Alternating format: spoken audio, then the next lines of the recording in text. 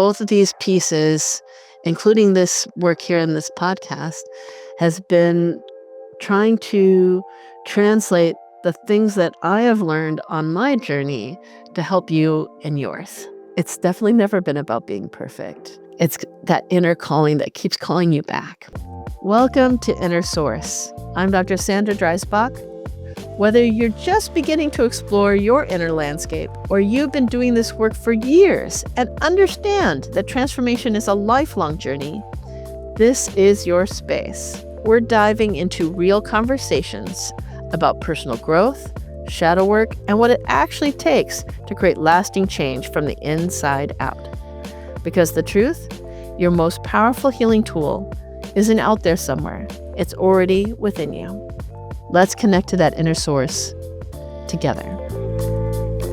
The information shared on this podcast, our website, and other platforms may be triggering for some viewers and readers and is for informational, educational, and entertainment purposes only. It is not a substitute for professional medical, legal, or therapeutic advice. While we explore topics related to altered states of consciousness, we do not endorse or encourage illegal activities or substance use. Always research your local laws and consult qualified professionals for guidance. The content provided is, as is, and we are not liable for any actions taken based on the information shared. Stay supported and informed, act responsibly, and enjoy the podcast. Well, today on Inner Source, I thought it was a good time to share both, I guess you could say a boon, a bounty, a harvest that I've been working on so many little projects, but this particular passion project I have been sharing with you all as a part of Inner Source, and that is the Thyrsus Oracle Deck. If you can recall, you have probably heard, or you can go back to the podcast episode where the artist Brandon Singletary and I are talking about our journey in creating the deck. That was right before we launched a Kickstarter that did not succeed, and I'll come back to that because I think we may actually do a relaunch. But it just shows you that, when you're climbing these sort of inner mountains, you never know where you're going to go and what the journey really is going to look like. Instead of a challenge, think of it as an adventure, right?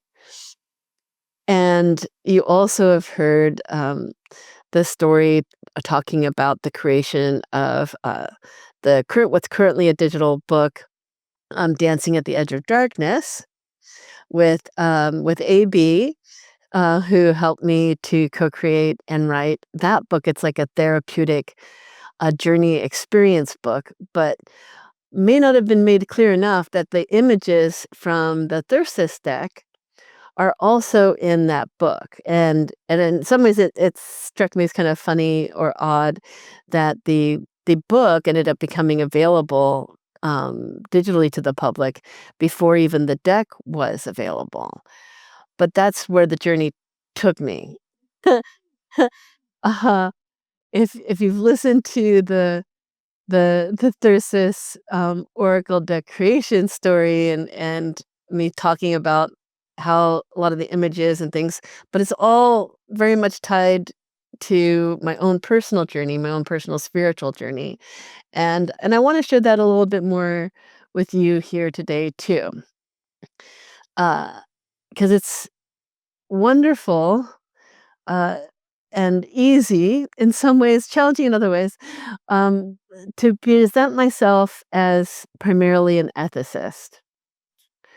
Because I do have an MA PhD in philosophy focused on ethics, ethical decision-making, and moral psychology that I have applied most recently in the area of psychedelics and consciousness ethics, which originally brought me here, my passion, as a community leader of EPIC, Ethical Psychedelic International Community, which I'm still involved with, primarily Sam and I, which I guess there's another great announcement with that too.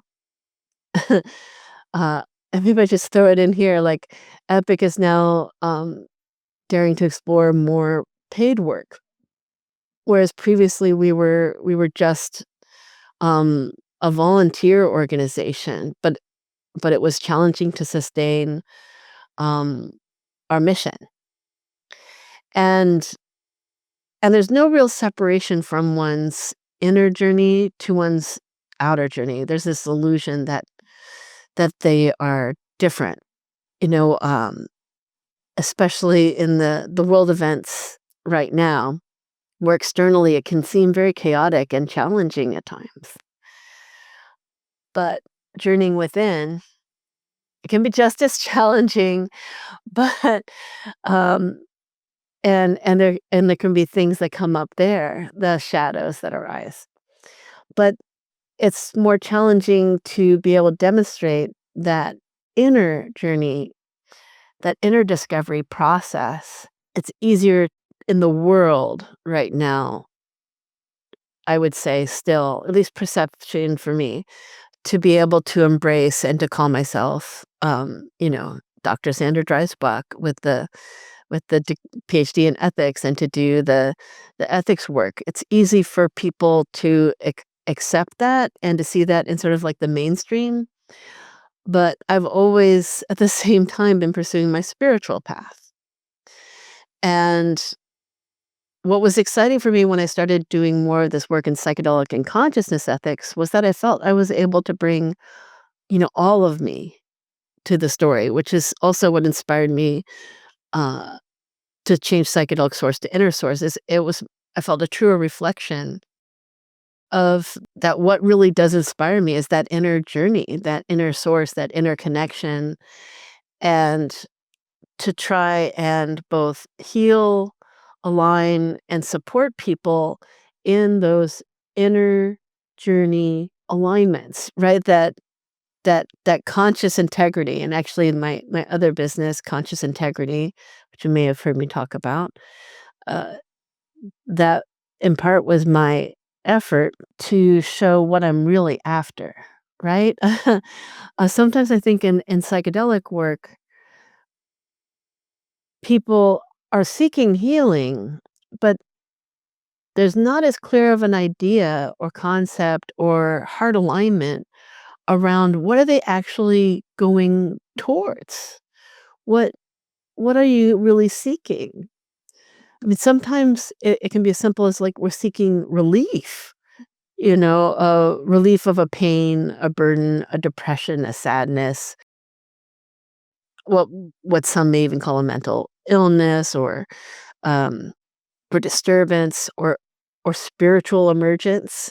At the end of the day, we want conscious integrity. And not just integrity in the sense of being an ethical person, that we want to be in alignment with our highest calling, with being our best selves, living a life we love and inspires us and brings us joy, and being safe and supported in that process, being in communities and collaborations that not only respect us as individuals, or as members within a community, but actually actively collaborates with us, creates ecosystems of support and alignment, that by being in relationship, we're made better, right? We're put more on our path, which makes me want to wax philosophical about, are you ever really off your path? And I'm going to say, like, no, you're never really off your path. Even if it seems like you're off your path, you're really on your path, right? Like sometimes it's the stumbles that actually are the most supportive, those ruptures that lead to repair, that lead you to find the path that's actually sustainable. In Tarot, like when the Tower card appears, right? Uh it's it's that you're actually things are falling apart because you were building off of a foundation that didn't really support you. So the fact that it falls apart is actually a good thing. And and I've tried to take this personal inner source journey and bring you along for the ride. That as Inner Source podcast grows and evolves with me and with you as a community, uh, we all discover hopefully better parts of ourselves. And that's why it was so important for me to continue to share pieces of my inner journey in my relationships with others, as well as, people who inspire me along the way. Because as challenging as it can be to try and publicly show that inner source, it is well worth not only the journey with the challenges and the adventure within, but to be more transparent about the fact that it is not it is never a straight line. It is more of a spiral, like all of life, like these growth cycles. The seed has to rupture in order for it, and it starts underground in order for it to sprout and to come above ground and to grow in greater light. And even the sprout has to totally change its form in order to be able to become the plant. And then again, it has flowers, and the flowers, like that growth, change, and evolution, and then even the death and rebirth cycle.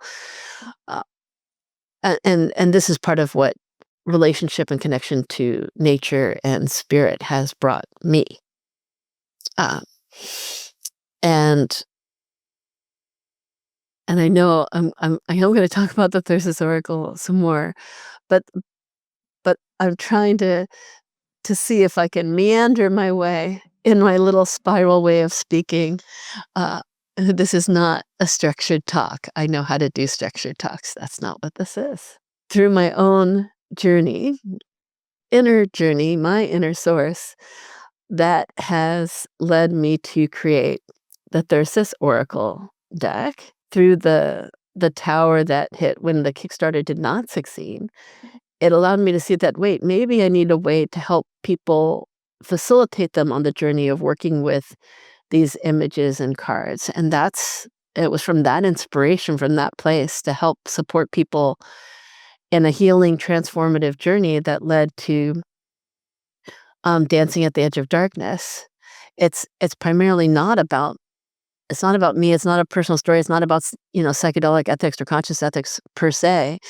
It's both of these pieces, including this work here in this podcast, has been trying to translate the things that I have learned on my journey to help you in yours.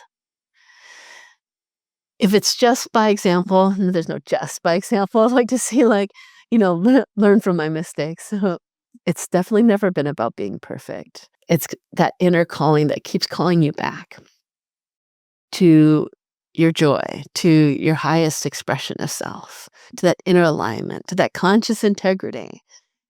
And that's what really inspires me in this work. It's always inspired me. And the more I integrate, the more that I reflect on all of my journey, I will share, like, I had in the little break that I've had, I mean, not really break, I've been working, but like I turned 53, and I keep joking, I'm in my wisdom, my elder era now. And I think that's a point where we really need to ask ourselves, what have we learned? It is a natural life cycle of integration.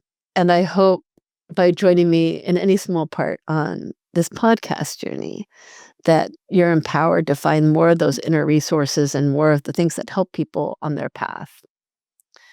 So now let me talk more about the deck and the things that are more challenging for me to talk about. What's more challenging for me to talk about is my intuitive development, my work with energy, and my healing practices. Some might even call them shamanistic. I don't identify that way, but my journey has been a part of reflection of colonialization of the Western world. And so part of this journey for me and I has been a decolonization journey, beyond just indigenous literacy. And that's a harder thing to capture. And that's a harder thing to express because it's very personal, right? It doesn't mean I can't talk about it. I obviously, I think what you're also witnessing along this path is that as well. Um, it's been a very conscious effort, like connecting to my ancestry, like my 12th great grandfather, Robert the Bruce, which like that, just having those ancestral connections and relationships and like what was or is, like connecting to more Celtic, shamanistic traditions from my lineage, um, while still being true to the relationships that I was exposed to growing up, how I found my path through literally colonized origins. And I think that's worth saying, that I mean, I grew up in California and reconnecting to my birthplace and the land and the apus of my birth and um, learning in relationship with you Kiro and different Peruvian shaman and I've trained in multiple energy lineages. Um, One could argue that I'm mainly just doing a sort of philosopher's adventure and doing a sample. Maybe that's my own inner critic speaking there, because like sometimes I'm just like, oh, why am I not just in like one tradition? Why am I being led to different energy traditions and one after the other? And everyone's journey is different, but I think it's part because we have different callings and different things that bring us joy. And I've always loved all the cultures, all the religions, all the beauty and the alignment and connection to source however we find it. And philosophy made sense because of that. I'm trying to stumble my way into like how do I communicate in some small part, like why this pivot is important and why I think it's important for more of us to talk about these spiritual aspects of self. I think through my journey through becoming more and more decolonized to more indigenous literacy, both through my own traditions historically that I'm disconnected from, I mean, in terms of lineage, and finding new paths forward. That's what all of us need to do in the Western world, I should say. That's granted. That's my opinion. You can come up with your own decision on that. But I can only tell you that it's only enriched my life and grounded me even deeper into more of who I am. It's not created disconnection. It's never going to change the knowledge and pathways that I had that I grew up with.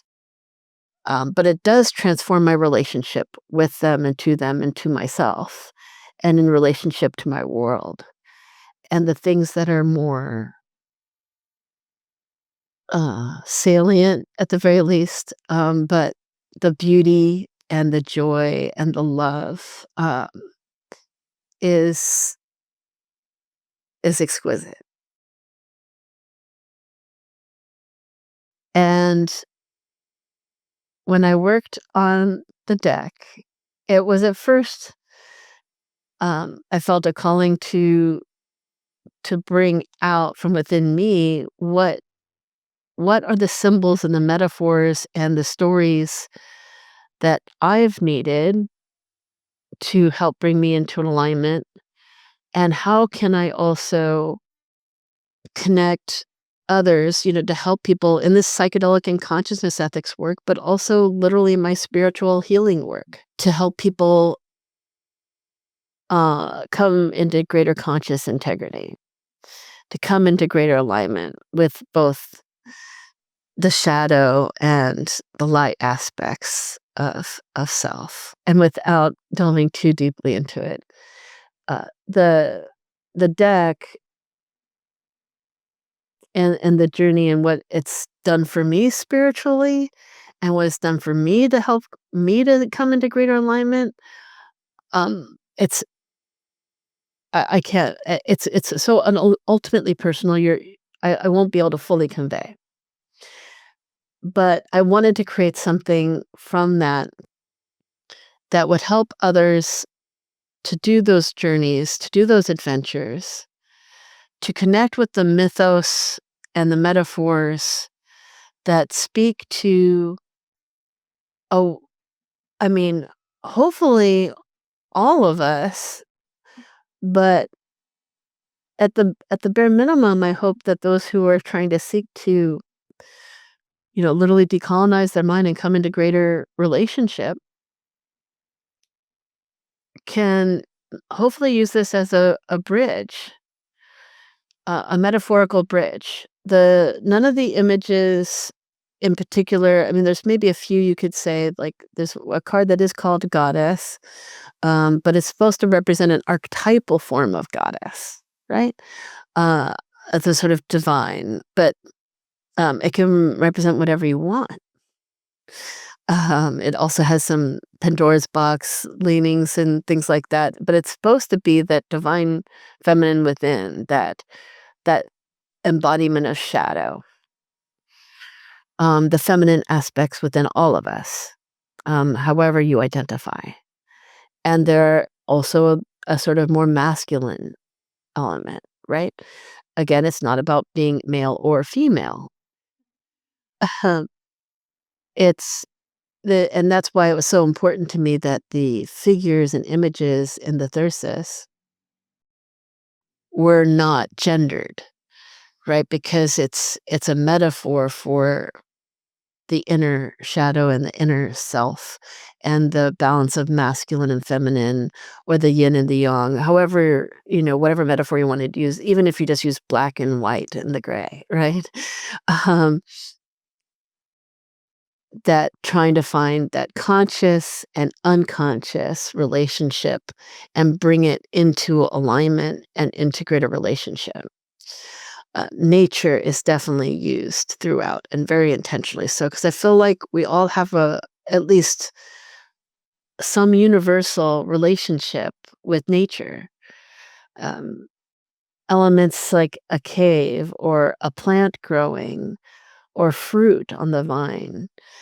These are or a rock or a crystal, these are things that I see as more universal archetypal metaphors.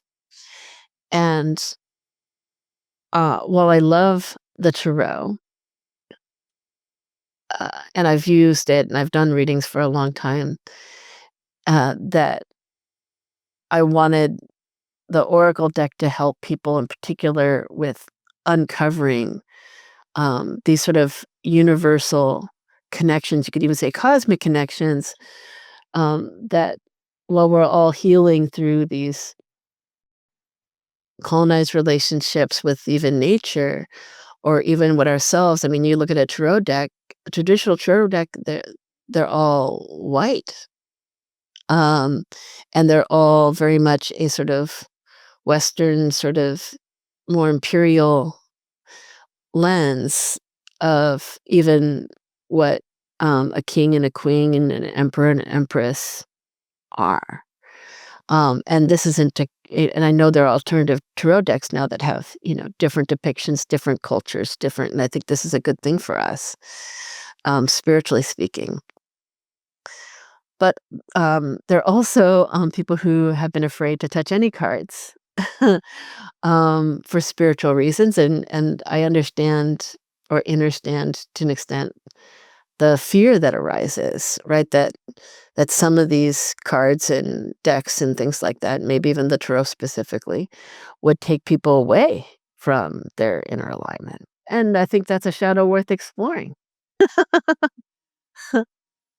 But, so this is I'm not gonna say, tarot's not for everyone, and I still love tarot, and this oracle deck isn't for everyone, and I'm not for everyone, and nothing really is for everyone, but then in some ways, everything is for everyone, but that's the real alignment. But I wanted to be more open now about the fact that, yes, I am an oracle and tarot reader. I do energy work. I am also, I don't do the healing of people, but I help facilitate others' healing, and that makes me a healer, right? Um, I I am now going to start publicly offering readings for people.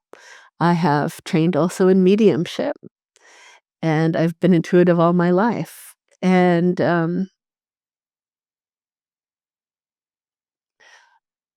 And I wish um, I'd grown up in a world that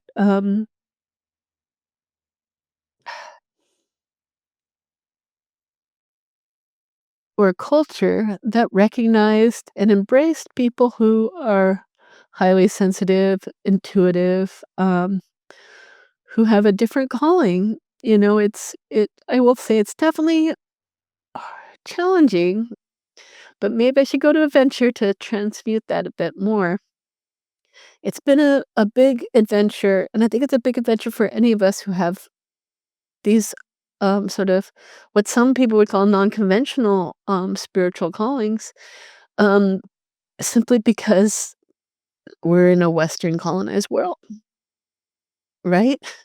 Um, and and I'm grateful that I have found people in community around the world that actually and you as a listener, whether you fully resonate or not, you are hearing me. Uh, who love and accept me for who I am. And thank you for that, for allowing me to be all of me. That,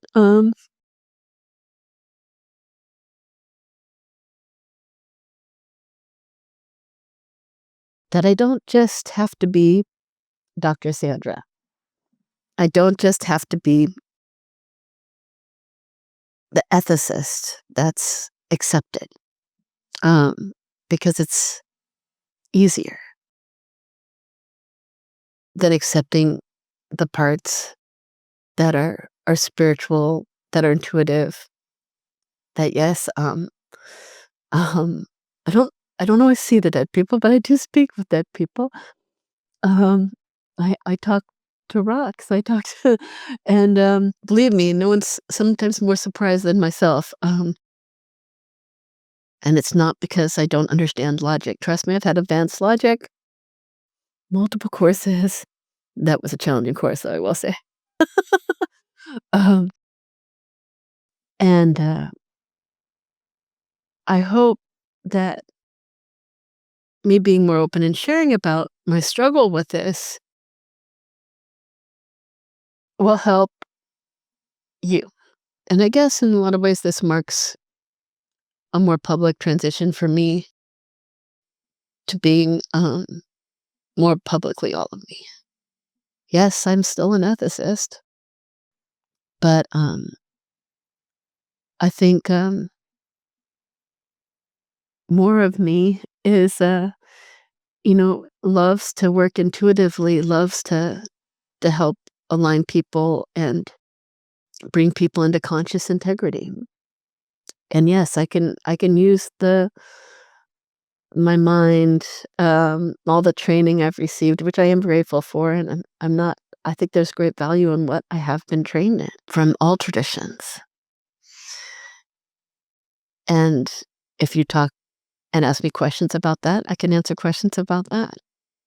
And I think we need to hold space more for all of us in our unfolding and what it means to be in alignment now at this time.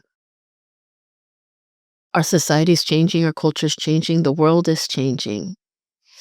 And never has it been more important for each of us to be connected to our joy, our bliss. Let Joseph Campbell follow your bliss, um, which came from Upanishads, right? Satchit Ananda. But I won't go into that right now, because he was absolutely learning from multiple traditions, and he was one of my first inspirations on this path, which I'm very grateful for. He was a bridge, the bridge of myth, especially with an AI, and it's not that I don't use AI, I absolutely do. And with what's happening in the world, the shift, and I'm definitely one of those, unicorn Pollyanna types that's gonna say, like, we are part of an amazing awakening window right now. And You don't have to identify with that, but I would at least ask the question.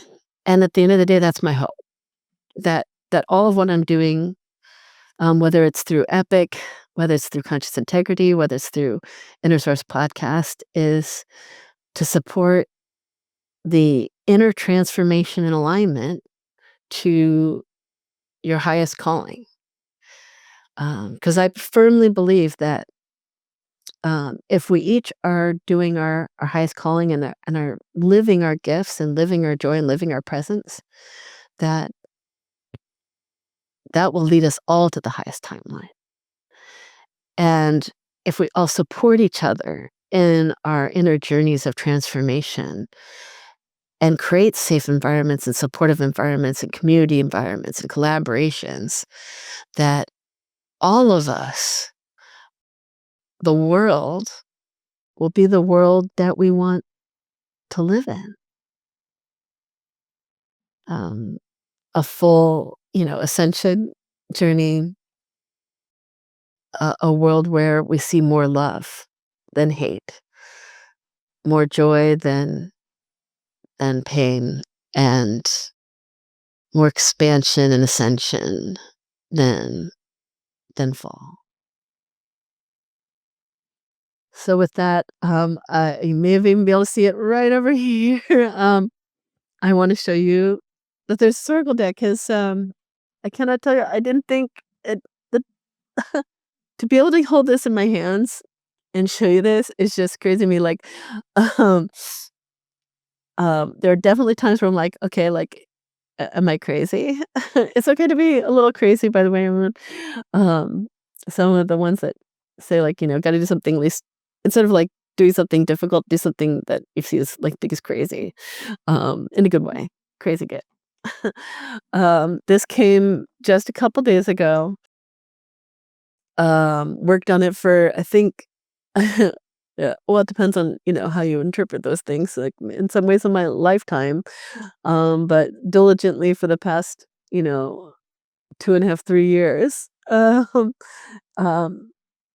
I am this is my boon, that I get to share with everyone.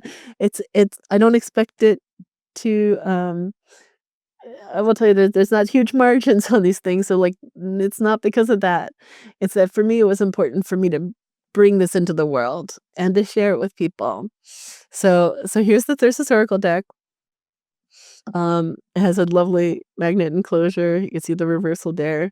And this to me, like this in the center is the Thyrsus. I can bring it even closer, right? And you see the shadow aspect and the self aspect in a dance, or the masculine and feminine, or the conscious and the unconscious coming into alignment and ascension. And the Thyrsus, this pine cone like shape, is often a representative of the pineal gland and the light, the awakening light of consciousness. So, like, when we're in alignment, when we allow the flow, and it's a dance, because that's why it's Dancing at the Edge of Darkness for the companion book, the journey book, um, is because it's always in motion. And so when you're in balance, it's not a balance of stillness, just like the yin yang symbol, it's actually spinning. It's not still. It's always moving, and there's one and the other. That's, with the yin and the yang, you see the white and the black and the black and the white. That's the same thing here, right? And the staff, you can also think this is like Kundalini energy coming up and going into the third eye and into the crown chakra and above, for those who know. I'll show you the side. Here's the side. You can see some of the cards and the back, and then I'll open it up for you guys. Here's how it opens up, with your own Thyrsus. And there's a special little book in here. I actually went really light on the book. You can see it's pretty thin, and you can see it's like you'll see the cards that'll come out like this, and if you pop them out, you'll see the reversal again. I loaded the deck, so I'm not going to show you what's on the bottom side. I did pull a card for today too. Here's the pack. It's so funny. It was an accident that ended up having color on the back, but it has color on the back. Everything else is black and white. But part of the reason I went light on the book, even though it has like the images, right, of the different elements of the cards. And each has like a little quote of the different pieces and a reading. And actually, oh, it's so funny. Maybe not so funny, haha. But the card I pulled for today, and it's actually I'm on it here, is Mountain, which is here. Let's see it. Well, you can see it, and I have it here as guardian, supporter, and ally. What lies before you is achievable. You will not fully know what you need for every step. Be inspired, not to conquer, but to yield and allow the path to unfold. Slowly but surely, you will reach inner peaks. That's the card for today, even though I wasn't trying to do that right now. But I have a little intuitive, you could call it download or insight or message. But my intention, at least, is that you come up with your own meanings and what you're receiving from them. And you don't need to have that other book, but it may help you, right?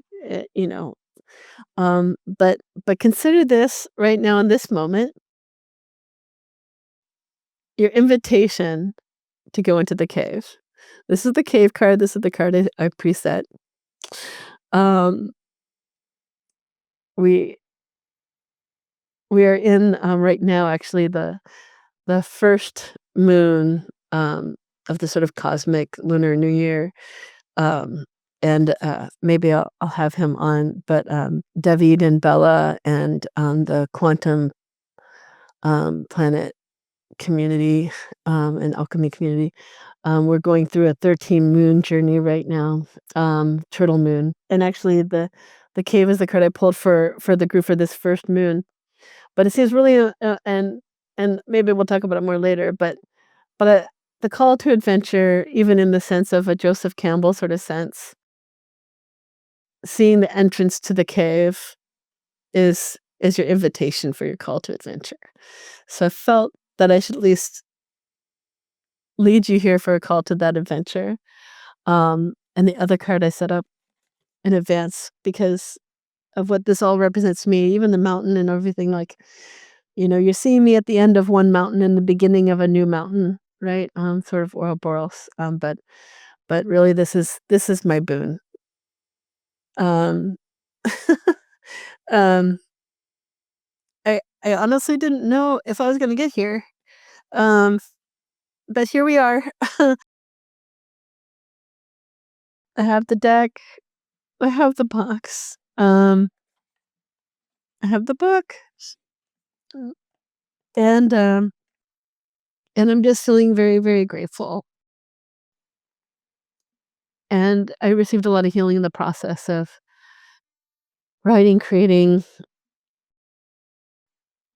translating, communicating, co-creating, and actually this podcast came with it for that journey too. I mean, it's again the shadow spaces where we do the deepest transformations and healing. It's not something you can see as clearly. You can maybe see where I was, like, maybe, like, I don't know if you knew me, like, 10 years ago. You can maybe see through the journey of time or even a few years ago or hopefully through this podcast, like, where whatever I said in the beginning of the first episode, which I should probably revisit and integrate, versus where I am right now in this moment. I'd already created several personal decks, that I just use at home. Uh and I'd felt a calling for many years to create a deck.